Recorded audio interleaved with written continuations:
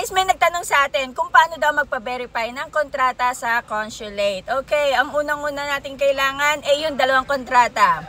Tapos, ang Hong Kong ID, ito ay photocopy lang ha. Hong Kong ID, ang inyong visa, ang inyong passport. Okay, kailangan yan. Tapos, ito nakalimutan ko, personally nakalimutan ko ito nung nagpa-verify ako. So, kailangan natin ang Hong Kong ID na ating amo. Photocopy lang din. So, ilalagay nyo din dun sa photocopy yung number ng amo ninyo.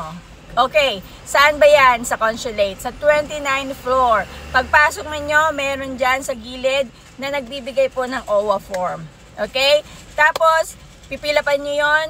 Then, merong nag-a-assist naman po doon. Yun lang ang napansin ko. Medyo mabilis po ngayon ang pagpapa-verify ng kontrata. Kasi po meron pong nag-a-assist ng mga papers at sunod-sunod po yan. Then pagpunta ninyo po sa counter, magbabayad lang kayo doon. Tatsapan nila yung inyong kontrata. Then pupunta po kayo sa OWA. Doon lang din po sa counter doon yung OWA. Then mabayaran nyo yung OWA ng 196, okay? Tapos ang pagpapa-verify po $80. Okay? Thanks for watching guys. Sana may natutunan kayo. Ayun, kudos po sa OWA ngayon sa consulate. Mabilis po ang kanilang processing. Thanks for watching.